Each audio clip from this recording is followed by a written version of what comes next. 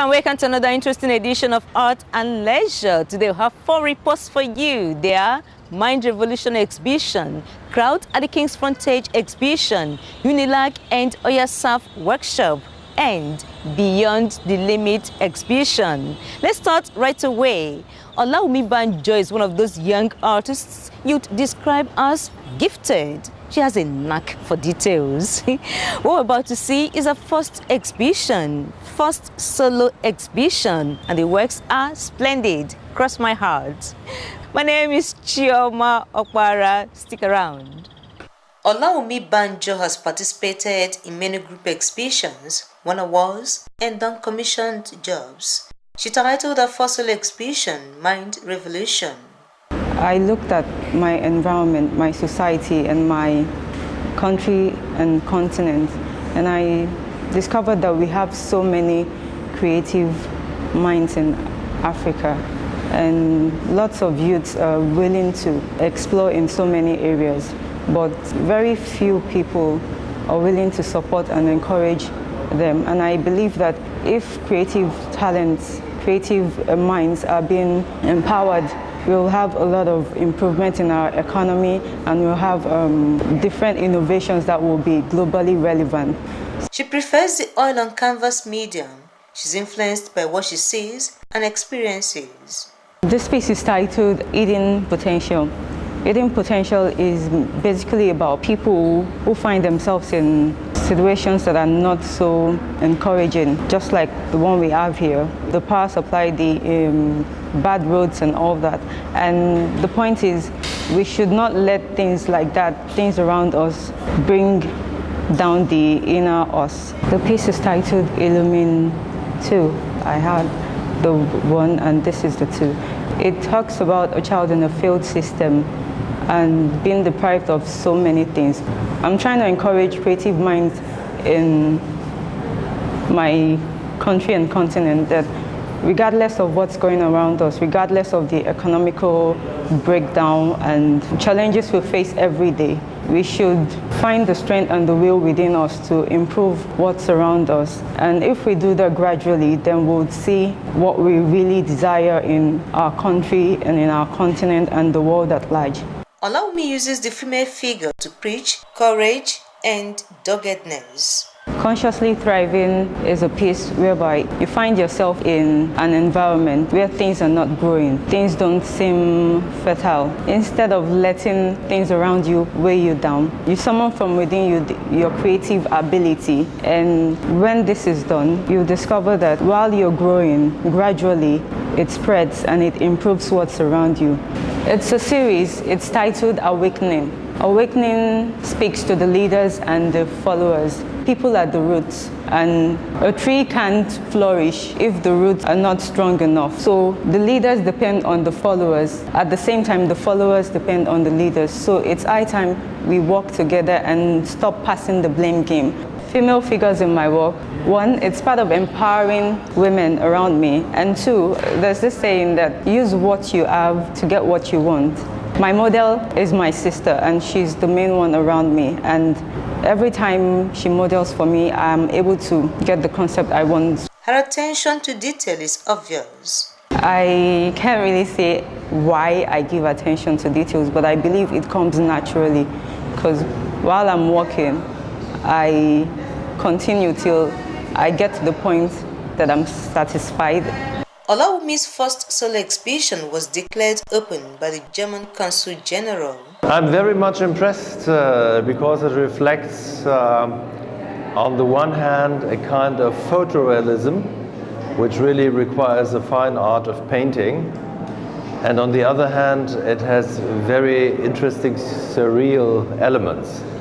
So that is combining realism and surrealism in one work of art, which I find really a very interesting and challenging presentation.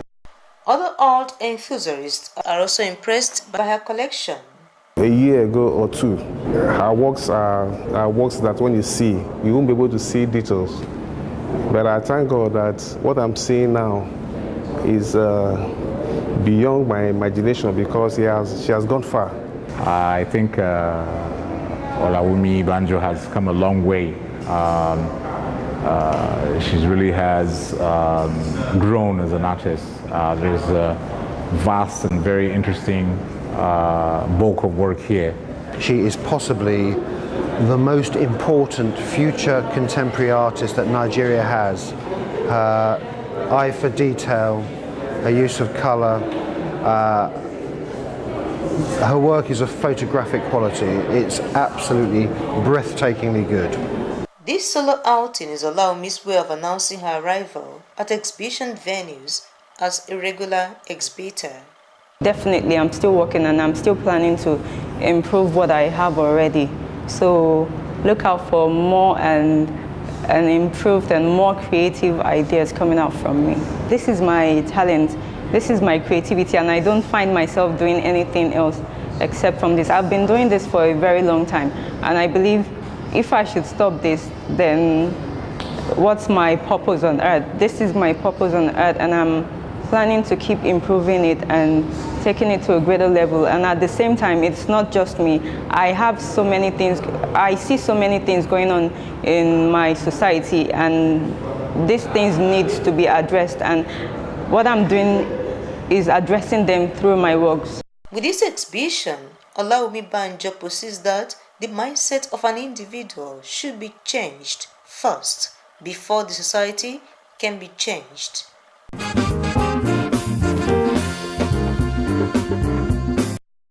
Welcome back. I hope that was refreshing. Now let's take a trip to Ijebuland. Ojude is a colorful festival celebrated by the Ijebus every year. The Awujale of Ijebuland, Oba Sikiru Kayode Adetona, does not only love culture, he's also deep into ours. So it wasn't a surprise that he made out time to declare open the exhibition you're about to see. Stay. In the name of Almighty Allah, I declare this exhibition center for the glory of God and for the benefit of mankind. Amen. 35 artists from Belgium, Nigeria, America, and the West Coast are showcasing their works. The title of the exhibition is Ero Repete Ojodoaba, which means crowd at the king's frontage. Most of the time we paint things that happen around us. We paint things that are, maybe political themes, religious and all of that. But in this case now, the artist is going to think about the festival. He's going to go deep into the culture. He's going to check out this culture. He's going to look at it. He's going to look at the festival. Then he's now going to come up with a concept. All he's trying to do is not just to make the king happy, that is one, but he's also trying to make himself happy and identifying with a particular culture, especially for the ones living in Europe and America, that they are coming back home to showcase their works and to do work on themes that has to do with African culture, also brings them back home. The works are done in different media and techniques. This painting actually is titled Home Planning. In this painting, I'm actually celebrating womanhood. I look at what the woman is actually doing in our days now. You see that some women, they go out to work to support the family. And mostly in these days, you see many women doing a lot to help the family to achieve a lot. New life. So new life with all this African motif. So using African motif together to form something else. It's titled Negro Boy, and any piece you see that I title Negro Boy means is actually my self-portrait. Because what I call myself when I paint myself is Negro Boy. That's a Negro painter, a black man that is painting. Now, we're thinking about culture here. We're thinking about Ojodoaba, and I had to think about myself as an African. Though we've been exhibiting around all over the world and all of that, but for this particular show, we are coming back home. This is a mixed media work by Chima. It's titled Expectation 2. What this artist normally does is he tries to build up the image with different kinds and sizes of thread and all of that. Then after that, he now starts painting on it. This painting is titled Rivalry. It's an oil on canvas piece. The name of the artist is Edison Epueme. And he studied partly in Institute of Management and Technology, Enugu, and the University of Benin, where he graduated in 1994. This is a mixed media painting by Adobe Makinde, Adobe Minders. He is trying to depict a young maiden playing the samba drums. This lady is in a festive mood, is in a carnival mood. The sculpture here is by Fidelis Odogu. Now, he's trying to depict the three major ethnic groups in Nigeria, the Yoruba, the Hausa, and the Igbo. Oba Sikiru Kayode Adetona is the 54th Awujale and the paramount ruler of Ijebuland. He has been on the throne for 54 years. He expressed how he feels about the exhibition through his spokesperson. What Kabisi saw was not different from what he expected. Art exhibition reflects creativity of the mind, of the body, of the soul, and Ojidoba also reflects our heritage, the cultural heritage of our people, a lesson in religious tolerance, a lesson in religious harmony, a lesson in togetherness, peace and concord. Artworks are produced by creative people and appreciated by all. God made everything that is good. Art is a gift of God, and it's bestowed on us as a gift from God. And so when it is manifested, humanity must appreciate that gift of God. This exhibition is a celebration of the Nigerian culture, which is original, exciting, and enduring.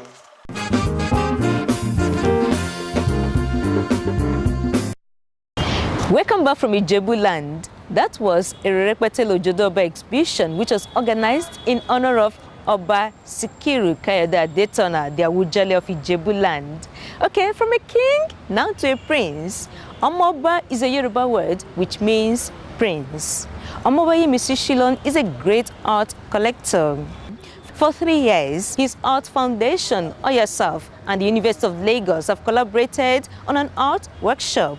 This year, 150 persons were chosen and taught different aspects of art. Let's see how the event went. There was no age restriction, gender or class bias. The only criterion was to be interested in the arts.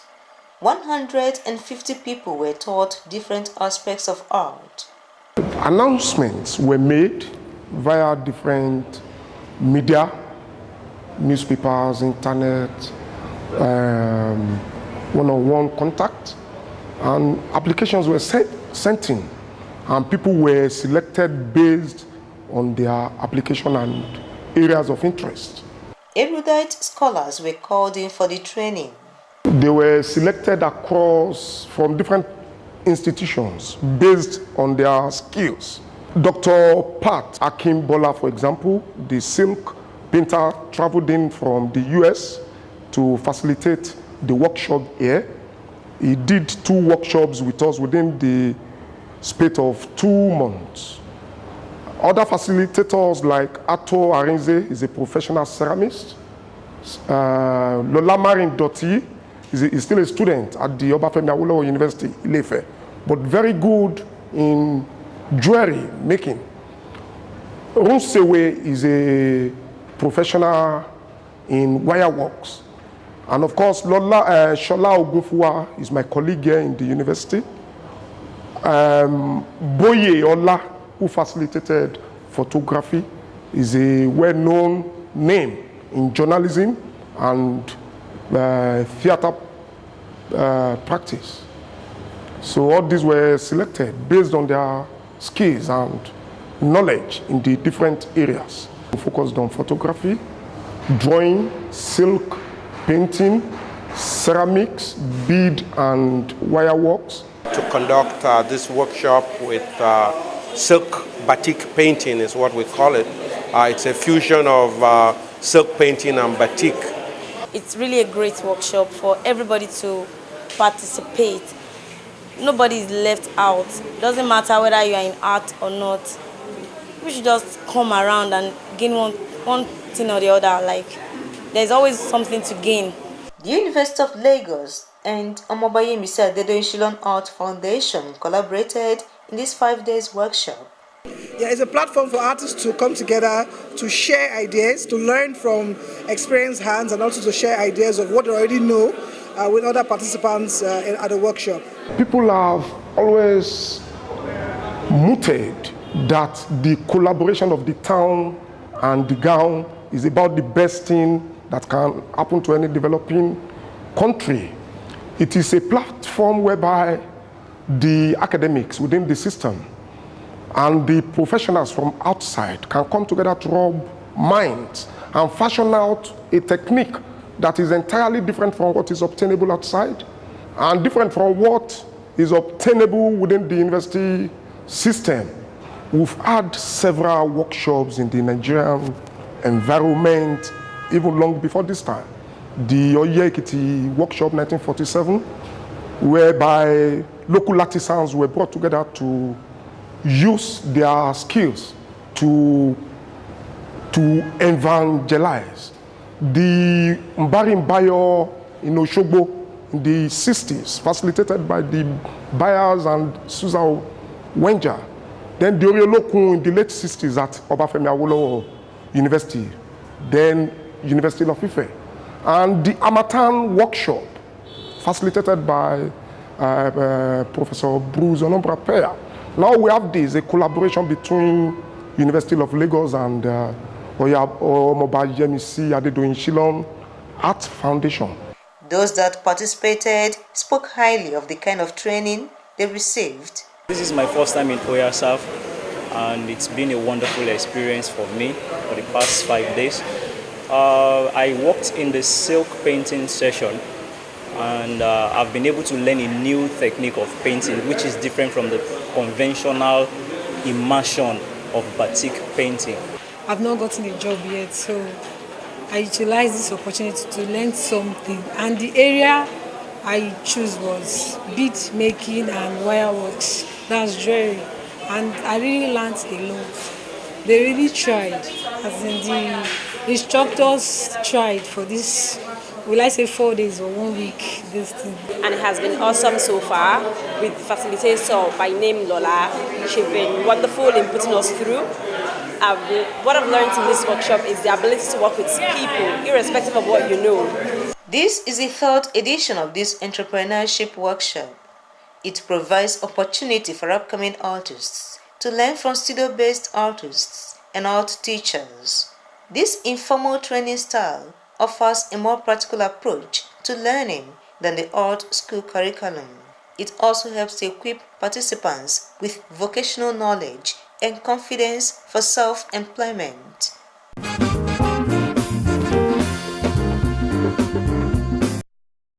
Thank you, OYASAF. Thank you, the University of Lagos. 17 students are about to graduate from the Department of Fine and Applied Arts, Federal College of Education Technical, Akoka. I must admit that they've been serious with their studies, judging by the art pieces they displayed.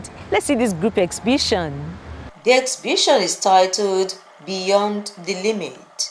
What we are seeing today is a kind of a compilation of their works from year 1 to year 3. And the whole thing, all this work you are seeing here, comprises of all areas in art. For 3 years, these 17 students were taught different art forms by different lecturers. It's been an interesting time having these students together for the past 3 years. Most of them did not study art at the secondary school level, but coming in here, we admitted them, and then you discover that what you are seeing on now today, they are wonderful works that one would not even feel or expect that those students who had never gotten any art experience in the past they will have produced works of this nature. The exhibition is a showcase of their ability to grasp and execute. This is an exhibition on different areas of specializations like painting, textile, graphics, ceramics, photography, pastel, sculpture. Well, to be sincere, it's very, very stressful. You have a lot of complications from lecturers, even your students, but it was fun, it was nice, it was very, very encouraging. You will meet a lot of challenges. when you're here. You will see what your mates are doing. You feel inspired. It's been wonderful. But I wouldn't say it's that easy because fine art it requires skill and hard work. I'm a student unionist who believes in political activists. Most of my paintings really deals with faces and figures. Like a painting I have there, which is called Mami, talks about the lifestyle of the people in the ghetto. I have another work called Wole Soyinka. I depicted it in 3 faces: pencil, pen, and oil on canvas. I have my larger work, which is Mandela. And showing all these faces that are here now, Mandela is late, Wole Soyinka is alive. That shows that these people, they were not made from gold. They were ordinary human beings like us, like the woman selling pepper. You could see I depict a baby right beside her, like showing that this is what my mom went through, taking me to school. So Mandela, Wole Soyinka also passed through those processes. So I'm just trying to say my painting is just all about people, trying to tell people that it's not where you start from, but how far you can go with the little things you have. As you can see, we have textile designs, fabrics, tie and dye. We have ceramics works here. We have sculptural pieces here. We have painting works here. And we have some drawings here. The medium is on pencil, on cardboard. We have some graphics works here and some paintings. I'm an artist that loves landscape. So I could paint because I appreciate my environment. It could be rural, it could be urban aspect of environment. I don't think, but you know, the world we are now, the world of music, people tend to cherish and appreciate music. And also, there are some of these musical traditional instruments that tend to add value and promote our cultural heritage. So I'm a type that appreciates our culture. This display attracts marks. These students, I can boldly say that they started well, and then since they've come to the college, they make sure they are following all the guidelines given to them by their lecturers. And then this had actually helped them to know the right thing to do at a stage in the college. Let's talk about their year 1, year 2, and year 3. Now they are in year 3, and they are now graduating, and they are showing all what they have been able to produce. Henceforth, these young artists are expected to contribute meaningfully to the development of the nation. We've already laid the foundation before they left the college, and we believe they will surely build on it. Some of them, they visited a lot of exhibitions outside. They know what is going on in outside, so they can easily evaluate themselves to compare with the challenges they have outside, which I believe by the time you get to outside, they will do well. And I want to tell you the truth today. Most of them you are seeing, they don't know their capacity. By the time they get to university, they will work down on some of the courses they have in university because they've already imbued with all the courses under the fine art. So I believe they don't have problem when they get to outside. Studying fine and applied arts in a college of education is a sure way to have both practical and theoretical knowledge of different aspects of fine art. Having learned drawing, painting, graphics, sculpture, ceramics, textile, and photography, these young ones can now teach fine art in primary and junior secondary schools.